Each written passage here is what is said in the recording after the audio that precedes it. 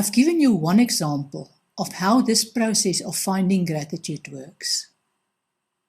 Each person has their own life script and their own theme for their life. Some people need to overcome illness and understand the link between a healthy spirit and a healthy physical body.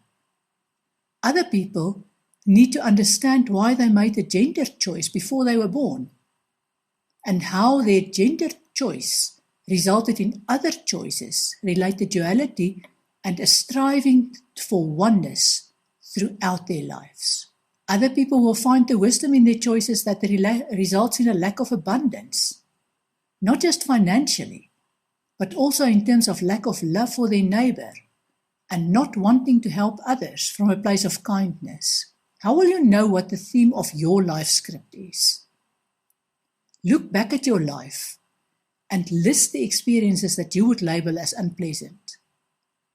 Do you see a pattern where these experiences repeat over time with different role players? For example, Elizabeth Taylor married 8 times. What wisdom do you think she needed to learn from those experiences? What wisdom can a businessman gain from repeated bankruptcies? What wisdom can anyone gain from experiencing multiple physical diseases? Nobody is exempt from these experiences. Every person incarnated to have the experiences that were designed to help them grasp their own wisdom. The secret is to find the reason for gratitude in past experiences, to the point where you can thank your earthly teachers from the bottom of your heart for helping you gain the wisdom you received. That is when you fulfill your life script, so that you can live a happy and fulfilled life. Do you believe in reincarnation? Why? Is reincarnation real? How can there be life after death? If there is eternal life, why do we die? Or is this life it, and there's nothing after this life? I want to give you my explanation based on what I managed to learn from psychic readings. Eternal life is real and eternal. There's no time limit to eternal life. There's no direction to eternal life. In other words, eternal life has no past, present, or future. For me, eternal life is like a huge bowl consisting of different strings of spaghetti. And each string represents one life, which can be short or long. Some of these lives you've lived already and others are still to come. Some of these lives are in the future, as we see it in our limited vision of the universe and eternity. And others are in the past. This makes it possible for you to be alive here and now. And when you do past life regression, you may connect with your own previous experiences in the past. For example, you may have lived in ancient Egypt, or your own previous experiences in the future. For example, you may already have lived in a high-tech environment with flying cars and journeys to Mars. Those experiences may have been in different environments and against different backgrounds, but that's not the point. With every life, in every environment, your purpose is to gain wisdom, which not only assists you on your eternal journey, but also add to the quality of the hologram that you are part of. Then where does death fit into this picture? Death is purely a transition. I see death as a change of clothes, from the visible to the invisible, or rather from the physical to the spiritual body. People with a gift-like mind can see people in their spiritual body and communicate with them. This communication happens to be in the same way as the communication I receive from your ethereal body when I do a psychic reading. I receive images, I hear sounds, I have thoughts that are not mine floating into my mind. I feel pain that's not my pain in my body, and so on. My experiences with clients in their physical bodies and with the loved ones of clients in their ethereal bodies has convinced me that death is not a destructive final cut-off, but rather a transition from one state to the next.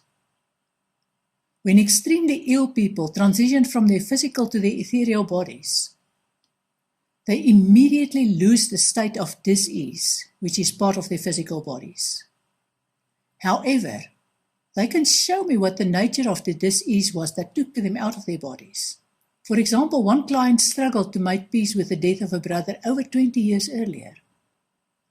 I got a clear image of the brother aiming a firearm at himself, and this suicide was confirmed by the client. I was able to give her more information which helped her to lay his memory to rest. Another client wanted to know what her mother died of. I'm not a medical practitioner, and I suspected that the client knew the answer and simply wanted to test me. I felt a burning sensation all over my body, and it felt to me like this sensation had been there for weeks and just wouldn't go away. In fact, it got worse all the time, and then I felt like my head exploded, and then a sense of immense relief. They couldn't understand why she was fretting and feeling uncomfortable for weeks on end, despite every lotion and potion they put on her skin during that time. The client confirmed that her mother had a brain tumor that was only discovered a day or two before her mother passed away. She then had an aneurysm and died suddenly. When these deceased people appear during a psychic reading, they tend to be quite factual about the circumstances of their death, and they always provide comfort and a sense of peace and hope for those who remained behind. The details I receive from the deceased people feel the same as the details I receive from the still alive people, as if I'm tuned to the same TV station with the same audio and video quality.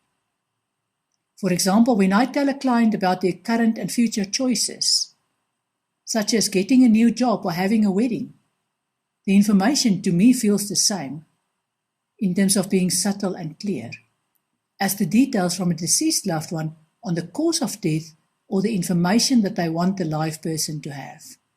I recently assisted the client in dealing with grief for her mother who had passed away. I described her mother with an adorable half-breed dog on her lap, smiling broadly and giving a thumbs up. The client then told me that her mother never liked dogs.